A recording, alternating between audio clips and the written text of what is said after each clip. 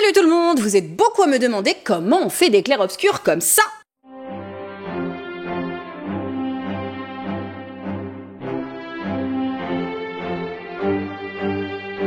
Ensuite, vous êtes beaucoup à me demander, est-ce que c'est accessible aux débutants?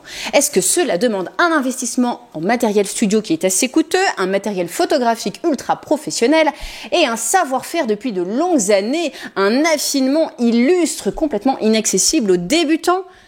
Parfois, vous avez vu par d'autres photographes que c'était le cas. Ils vous vendent un truc absolument inaccessible pour que vous ne vous lanciez pas dedans. Eh bien, laissez-moi vous dire que tout ça, c'est du bullshit. C'est du bullshit. C'est de la merde. Nada, que dalle. Il n'y a pas du tout besoin de tout ça. C'est pas cher, c'est accessible aux débutants. Et je vais vous raconter comment moi j'ai fait depuis le début. Let's go! Pour commencer, je vais vous raconter d'abord une petite anecdote sur mes débuts, pour vous montrer à quel point tout est accessible. J'ai commencé à me mettre au portrait en clair-obscur il y a tout juste 2 ans. À ce moment-là, je n'avais absolument pas de matériel studio du tout. Et comme matériel professionnel, j'avais seulement un Canon RP, c'est-à-dire le plus bas de gamme des pleins formats hybrides de chez Canon. Et comme objectif, j'avais un Samyang 85 mm 1/4 autofocus manuel. Pourquoi j'ai pris ce matériel? Eh bien, parce que cet objectif coûtait moins de 300 € et que je n'avais pas beaucoup de budget. Et bien avec ce matériel, j'ai commencé à faire mon premier clair-obscur un peu plus sérieux que mes tests au bout d'aller 3 semaines d'essai. Et je fais ça. Alors c'est peut-être pas une qualité de dingue, mais moi j'étais très fière de mon rendu de débutante. Et qu'est-ce que j'ai fait? Je l'ai envoyé convaincue concourir aux Fine Arts Photography Awards. Et vous savez quoi? Elle a été nominée. Alors, elle n'a pas été nominée parce qu'elle avait un piqué exceptionnel, un matériel studio de dingue, vu qu'il n'y avait rien du tout. Elle a été nominée parce qu'elle était bonne, parce qu'elle était correcte et parce qu'elle renvoyait une émotion dans le thème du Fine Arts. Donc, c'est cool, c'est totalement accessible. Ensuite, je vais vous montrer dans quel studio j'ai fait ça, dans quelles conditions, et vous allez voir que ça ne demande rien de compliqué. Qu'est-ce que ça dit? Ça dit que vous pouvez vous lancer en étant débutant, en n'ayant jamais fait de clair-obscur, en n'ayant jamais fait de studio. Tout ne dépend que de la manière dont vous allez oser les choses et y croire. Qui ose gagne.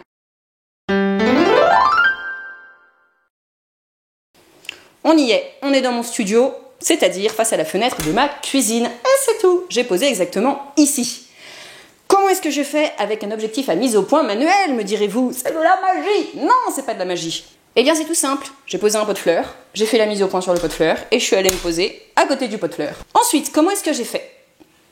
J'ai posé en 3/4 comme ça, avec un air extrêmement inspiré et mon costume. Ça marche très très bien. Et c'est tout.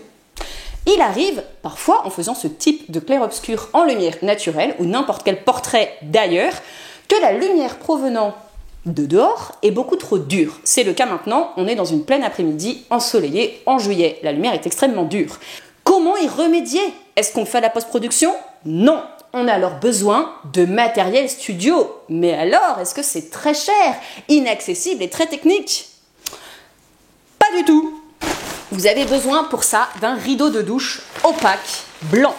Celui-là vient de chez Ikea et il coûte à peu près 1,50 €. À ce moment-là, on le fixe à la fenêtre. Soit on arrive à le coincer sur la vitre, et quand c'est des grandes vitres qu'on n'est pas chez soi ou qu'on ne peut pas les ouvrir, on peut fixer son rideau de douche avec du masking tape. C'est un espèce de tissu adhésif qui colle très fort et qui ne laisse pas de traces. Et ça aussi, ça coûte pas cher. Ça coûte à peu près 1 € sur AliExpress. Mais faut pas le dire trop fort. Magie, c'est beaucoup plus doux, on peut beaucoup mieux gérer sa lumière et on n'aura pas une face cramée. Tout ça pour la modique somme de 1,50 € parce que là je l'ai coincé et donc 2,50 € si vous avez utilisé la masking tape. C'est pas cher. Il n'y a plus qu'à prendre sa photo. Conclusion, tout le monde peut le faire, il s'agit juste de savoir se démerder avec tout et n'importe quoi. Et maintenant c'est votre cas puisque je vous ai donné les astuces. Mais alors du coup, comment fait-on quand on veut faire des photos sur un fond noir et qu'on ne veut pas se débrouiller, se dépatouiller à faire un espèce de micmac un peu dégueu à la post-production? Eh bien dans ces cas-là, on installe un studio mobile. À quel prix, comment, quel matériel? C'est ce que nous allons voir maintenant. À titre personnel, après m'être entraînée sur quelques clairs-obscurs devant la fenêtre de ma cuisine, j'ai lancé une exposition pour la 27e brigade d'infanterie de montagne, c'est-à-dire des portraits en clair-obscur de militaires. Pour cela, j'avais besoin de les prendre sur un fond qui soit toujours le même, parce que chaque prise de vue était dans un endroit différent, dans une configuration différente, avec une lumière différente. Il fallait donc que je puisse bouger un peu partout, avec toujours la même dose de lumière, le même fond. Comment j'ai fait? Eh bien, là encore une fois, on n'est pas du tout sur un matériel professionnel, un truc coûteux, un truc studio qui coûte des centaines d'euros. Vous allez voir, je vais vous expliquer, je vais le monter avec vous ici dans ma cuisine. Certains diront « Quoi, t'as lancé une exposition avec seulement 1 an d'expérience ?» Ouais, j'ai fait ça. Elle a marché, elle a été vue par beaucoup de monde et ça m'a ouvert énormément de portes professionnelles. Faut avoir confiance en soi et en plus, qui ose gagne.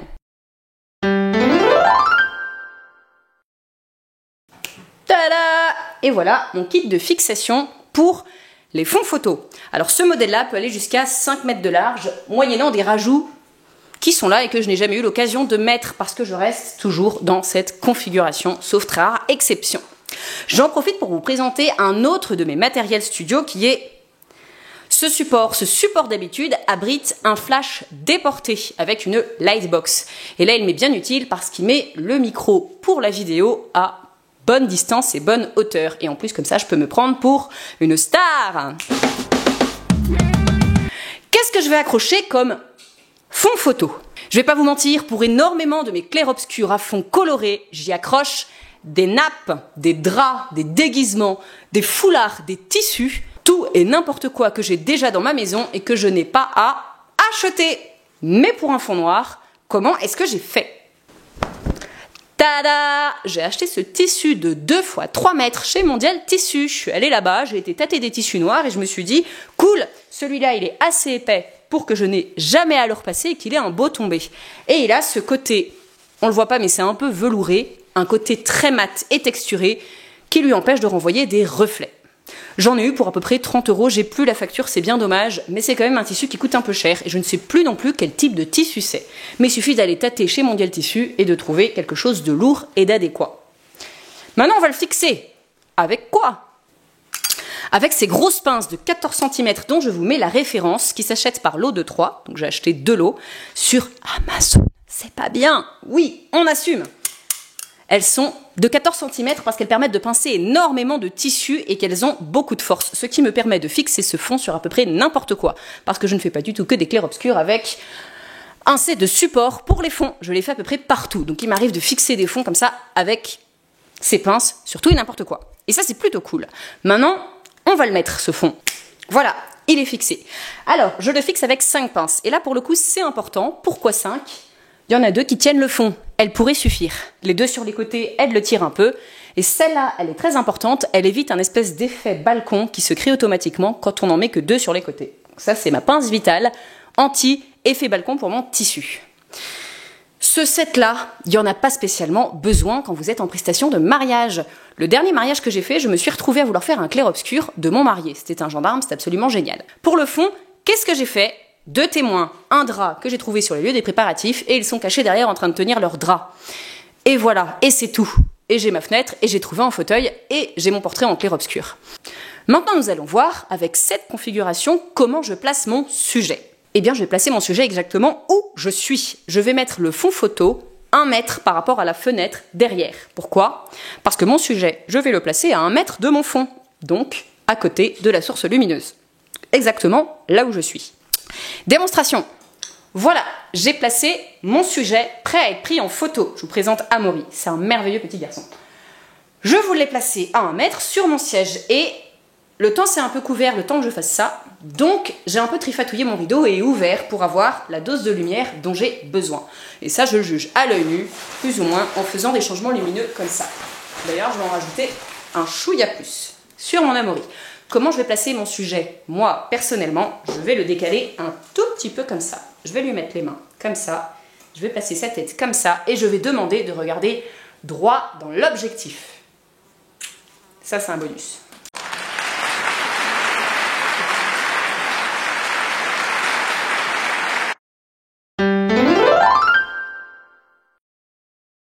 À titre personnel, j'utilise mes flashs de photographe de mariage. J'en mets un sur mon boîtier avec ceci. Ceci, c'est un 80-20. Je ne sais pas exactement comment ça s'appelle autrement. C'est comme ma petite languette qui sort, sauf que les géantes. Pourquoi 80-20? Parce que 80% de la lumière va aller au plafond, 20% là-dessus, et ça va le renvoyer. Et si on veut inverser la donne, il y a des petites tiges métalliques dedans. C'est ce que je fais en mariage. Comme ça, toute ma lumière, au lieu d'avoir une taille comme ça pour ma source lumineuse, elle a une taille comme ça et elle est beaucoup plus douce. Je vous le conseille, pour le prix que ça coûte. Je mets mon deuxième flash sur ce support que je vais placer en fonction du rendu que je veux avec une lightbox que je vais vous montrer. Voici une lightbox Godox, je crois que le diamètre fait 1,20 m. Et là, je le porte parce que j'ai la flemme de le mettre sur le support juste pour vous montrer. Mais en gros, il y a une attache, ça je mets sur le support, on peut l'orienter comme on veut et avoir la longueur qu'on veut. Et il y a un tissu blanc qui se scratche ici et qui permet d'avoir une lumière très diffuse. Il se trouve que le flash 685 TTL de chez Godox peut avoir la fonction maître et esclave. Ça veut dire que le deuxième flash déporté va se connecter au premier. Je peux lui mettre une intensité beaucoup moins grande et ils vont se répondre et faire la photo ensemble. Et ça, c'est extrêmement pratique. Mais une autre manière de régler sa source lumineuse au niveau intensité, c'est tout simplement de l'éloigner plus ou moins de son sujet. Ça évite de devoir toucher ses boutons. Et moi, je suis une grande flemmarde, donc c'est ce que je fais. Comment je place les autres lumières ? Je peux en placer partout avec tout et n'importe quoi, utiliser des LED panels. Personnellement, j'aime bien mettre des contres, ces espèces de petites lumières qu'on va mettre derrière un sujet qui vont éclairer le sujet. C'est une petite Studio Harcourt Touch que j'adore, parce que les studios Harcourt, c'est la base. Pour ça, je vais prendre mon LED panel habituel, je vais le placer sur un petit trépied que vous avez vu tout à l'heure pour le micro, et je vais le mettre comme ça, l'orienter derrière mon sujet. Petit tips matériel, dans quoi est-ce que je range tout mon matériel studio? Eh bien, tout passe dans ce sac que je trimballe partout. Ici, on a tout ce qui était pliable, les fixations de support, les trépieds, ça y compris. Et là, on a mon rideau de douche, mes pinces, mon fond noir et toutes les choses dont j'ai besoin, les masking tape, les 2-3 conneries pour ficeler tout ça ensemble. Qu'est-ce que c'est ça? C'est un sac à fusil. Pourquoi est-ce que je prends ça? Parce que c'est pas marqué matériel studio de photo dessus, c'est juste marqué matériel de chasse ou matériel fusilon et personne n'a encore jamais eu la géniale idée de me le voler. D'ailleurs, petit tips matériel, mon sac de photographe de mariage est également un sac de tir sportif. Ça fait exactement la même fonction, on protège au moins autant un flingue qu'un appareil photo. Donc il y a toutes ces petites conneries en mousse pour le maintenir en sécurité et mon sac est kaki. Kaki, c'est la vie. Ma conclusion pour cet ensemble de vidéos, c'est que tout est accessible à un débutant qui ose et qui le fait. Et que les avis de vos concurrents ne vaut pas grand-chose si ces concurrents ne vous veulent pas du bien. Bon courage! Let's go! Lancez-vous! Lancez-vous! Lancez-vous!